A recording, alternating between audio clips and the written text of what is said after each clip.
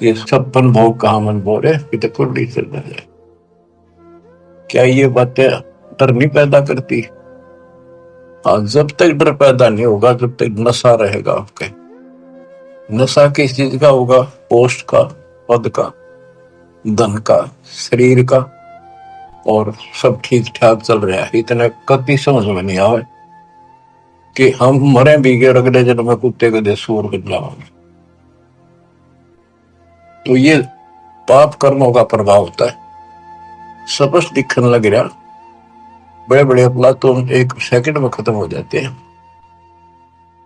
जब तक ज्ञान नहीं था, सत्संग सुना नहीं था, हम भी सामान्य तरह चल रहे थे। और जब ये ज्ञान हुआ उसके बाद ये अच्छे हुए तो रूह कांप जाती है। देख किसे मूर्ख बना रखा हमारे को। हे भगवान, हे बंदी छोड़, अपना आते तो कौन बताता? ये जड़, ये मूल जो हमारे जन्म का कारण है, कष्टों का कारण है।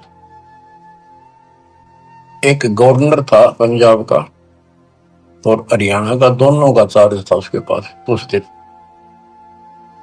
वो रिटायरमेंट से 1 साल पहले हिली स्टेशन में पेपरों में पढ़ा था उन्होंने, शेष जीवन वहां बिताऊंगा रिटायर होकर। वहां प्लाट खरीदने गया। उस समय 100-100 के नोट होते थे।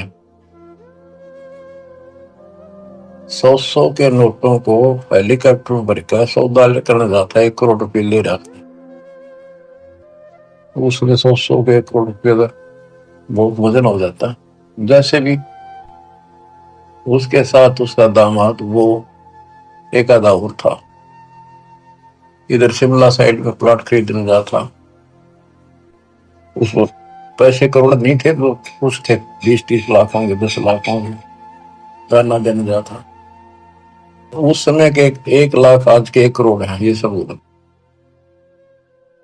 तो एक्सीडेंट हो गया वो हेलीकॉप्टर में का।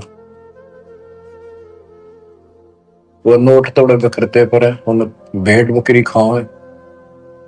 दामाद मर गया, वो मर गया, 3-4 और उसके साथ मर गए, खत्म हुए।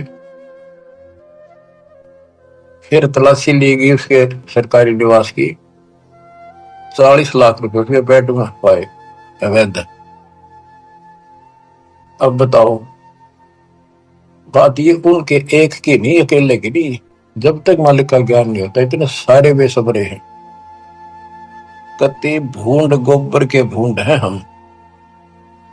खेतों में हमने देखा एक बावरे के जैसा भूंड होता है, काला, और वो जोड़ा चलता है। पशु गोबर कर देते हैं, उनको गोबर को इकट्ठा करके गोली सी बना के और उनको ऐसे रुड़ा कर गिरड़ा के अपने बल में ठोकते रहते हैं। इतने बेसब्र होते, दिन रात लगे रहते हो गोबर ने ढोने में। अब किसी एक का दोष नहीं, जिसका जहां दाव लगता है इतना बेसब्रा हो जाता है। और वो गोबर के भूंड जो होते हैं, गोली बना बना के गोल छोटे छोटी अपने दिलों में उनको ठोकते रहते हैं। और वो करते करते को पशु का पैर टिक जाता, हमने देखा खूब। दास का बड़ा अनुभव है और बड़ा दुख होता था। ऐसे भैंस के पैर के नीचे वो आ जाते, मर जाते हो वहीं पर। तो ऐसे ही ये भौतिक धन को ढो ढो कर मर जाते हैं गोबर के भूंड में। इस मानव में कति अंतर है। अब वो क्या काम आया गवर्नर साहब के, और फिर आगे क्या होगा? बीबी पड़ते रहे थी, डोडी लगे थी बार, गात उगाड़े फिरती बन कुतिया बाजा। वो पढ़ते की सौंदरी सुनो संदेशा और अब गात उगाड़े फिरती हो करे सुरा मसोर। नक बेसर नकबा बनी, पैर थी हार हवेल, और सुंदरी से कुतिया बनी सुरसाए की खेल। रख तेरा गजब हो, ऐसी दुर्गति होगी, बाढ़ में जाओ। इसे धन योग ज्ञान करनी चाहिए उस परम पद की, जहां जाने के बाद साधक फिर लौटकर संसार में कभी नहीं आते। जिसने सारी सृष्टि की रचना की, गीता अध्याय 1862 में भी उसी के बारे में कहा कि अर्जुन तू सर्वभाव से उस परमेश्वर की शरण कर, उसकी कृपा से तुम परम शांति को, सनातन परम धाम को प्राप्त होगा। गीता अध्याय 8 श्लोक 1 के उत्तर में गीता बोलने वाले ने 8 के 3 में कहा वो परम अक्षर परम है। तत्परम क्या है? वो परम अक्षर परम है।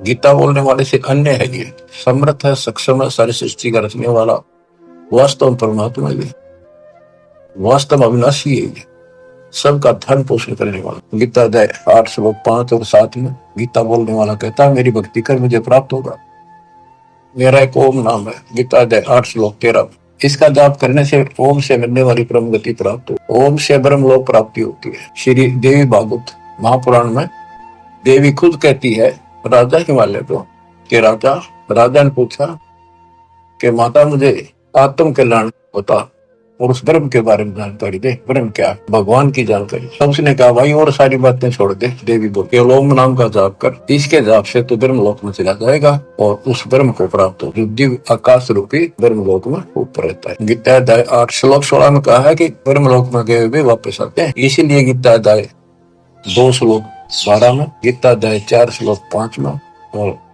गीता अध्याय 10 श्लोक 2 में गीता बोलने वाला खुद कहता है तुम तेरे मेरे बहुत